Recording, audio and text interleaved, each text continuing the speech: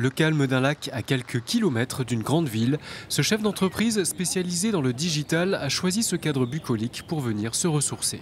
Des rendez-vous aux quatre coins de la France, des kilomètres au volant de sa voiture, dans le train ou en avion, et toujours l'incertitude du carnet de commandes. Le stress est constant et agit lentement, mais de manière dramatique sur la santé des dirigeants de PME.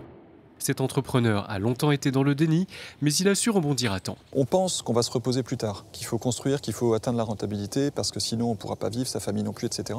Sauf que la rentabilité ne viendra jamais si on ne prend pas soin de soi. Il y a plein de moments où je me suis posé la question, est-ce que je continue, est-ce que j'arrête, est-ce que je vais devenir chauffeur VTC ou faire autre chose? Ce qui m'a maintenu dans le projet, c'est de me dire, si j'arrête, je vais avoir le sentiment d'un gâchis énorme jusqu'à la fin de mes jours. Donc il faut que je trouve comment faire. Et une partie de la recette, que j'ai mis beaucoup de temps à comprendre, c'était pas le business, c'était ma santé.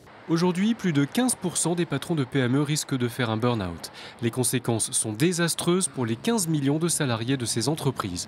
Pourtant, les pouvoirs publics ne prennent pas en compte le chef d'entreprise dans ses études. Alors la CPME soutient toutes les actions dans le bon sens, comme les travaux de l'Observatoire à Maroc. On a très peu de statistiques sur la santé des dirigeants. On en a plus sur les baleines bleues. Ce qu'on sait aujourd'hui, avec l'Observatoire à Maroc, c'est que entreprendre, c'est bon pour la santé, mais c'est une santé qui est plus risquée. Ils ont des hauts, ils ont des bas. Et quand il y a des bas, il faut créer des filets de sécurité pour ces hommes et ces femmes qui sont des personnes clés de l'économie française. S'intéresser à la santé des dirigeants de PME, c'est s'intéresser à la vie des 99% des entreprises françaises. Des initiatives existent, elles sont cantonnées dans le champ de l'assurance privée. Alors, la santé des dirigeants doit devenir un enjeu pour les pouvoirs publics. La CPME se mobilise en ce sens.